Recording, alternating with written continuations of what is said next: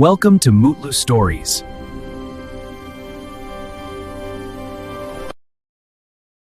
అనగనగా మహాబలిపురం అనే అందమైన నగరంలో చంద్రపతి అనే ధనవంతుడు ఉండేవాడు. అతనికి మధుమాల అనే అద్భుతమైన అందగత్తె కుమార్తె ఉండేది. ఒకరోజు మధుమాల ఒక పెద్ద వేడుకకు వెళ్ళింది. అక్కడ ఆదిత్య అనే అందమైన యువకుడు ఆమెను చూసి మొదటి చూపులోనే ప్రేమలో పడ్డాడు. మధుమాల కూడా ఆదిత్య యొక్క మధురమైన మాటలు, తెలివితేటలతో ఆకర్షితురాలైంది. ఇలా రోజులు గడుస్తూ వారి ప్రేమ మరింత బలపడింది. ఒకరోజు ఆదిత్య మధుమాలని పెళ్లి చేసుకోవాలని నిర్ణయించుకున్నాడు. ఆమె తండ్రి చంద్రపతి దగ్గరకు వెళ్లి అనుమతి కోరాడు. కాని చంద్రపతి అప్పటికే తన కుమార్తెను మరో ధనవంతుడైన వ్యాపారి సర్బజ్యోతికి ఇచ్చి చేస్తా అని ఇత్తా అని మాట ఇచ్చాడు. ఈ విషయం విని ఆదిత్య హృదయం ముక్కలైంది. కొన్ని రోజుల బాధ తర్వాత అతను మధుమాలని మర్చిపోవాలని నిర్ణయించుకున్నాడు. కాని మధుమాల మాత్రం తన ప్రేమను మరచిపోలేకపోయింది. ఆమె తన తండ్రి నిర్ణయానికి లోబడి సర్బజ్యోతితో వివాహం చేసుకోవాల్సి వచ్చింది. పెళ్లికి ముందు రోజు మధుమాల ఆదిత్యకు ఒక లేఖ రాసింది. పెళ్లి తర్వాత నేను నీ దగ్గరకొస్తాను, మనం కలిసి జీవిద్దాం అని.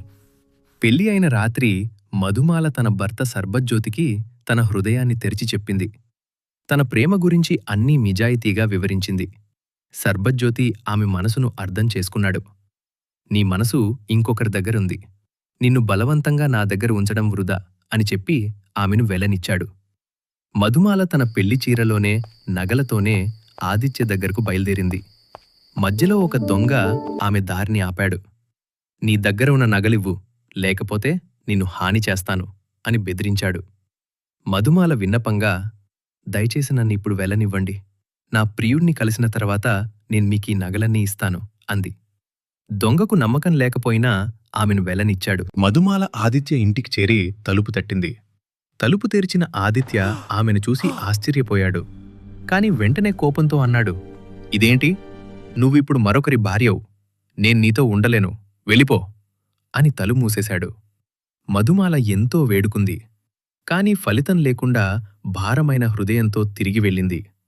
మధ్యలో తిరిగి అదే దొంగను కలిసింది. ఆమె తన నగడు తీసి ఇవ్వబోతుండగా దొంగ ఆమె కళ్ళలోని కన్నీళ్లు గమనించాడు. ఏమైంది అని అడిగాడు. మధుమాల తన కథ మొత్తం చెప్పింది. దొంగకు ఆమెపై జాలివేసింది.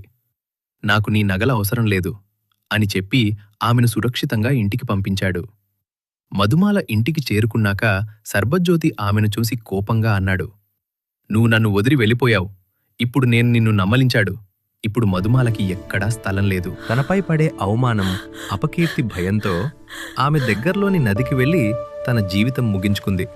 ఇక్కడ బేతాళుడు ఆగి అడిగాడు, ఈ కథలో ఎవరు గొప్ప త్యాగం చేశారు? విక్రమాదిత్యుడు జవాబిచ్చాడు, స్వచ్ఛమైన మనసుతో స్వార్థం లేకుండా వదిలేదే నిజమైన త్యాగం. ఆదిత్య తన ప్రేమను వదిలాడు, కాని అది ధర్మం కోసం. సర్బజ్యోతి ఆమెను వదిలాడు, కాని నమ్మకం లేక. మధుమాల తన ప్రాణం తీసుకుంది, కాని అది భయంతో. కాని దొంగ మాత్రం తన జీవనాధారమైన దొంగతనాన్ని పక్కన పెట్టి జాలితో నగలను వదిలాడు. అతని మానవత్వమే నిజమైన త్యాగం. బేతాళుడు చిరునవ్వుతో అన్నాడు, నీ సమాధానం సరైనదే విక్రమాదిత్య అని చెప్పి మళ్లీ చెట్టువైపు ఎగిరిపోయాడు. Please subscribe to our channel.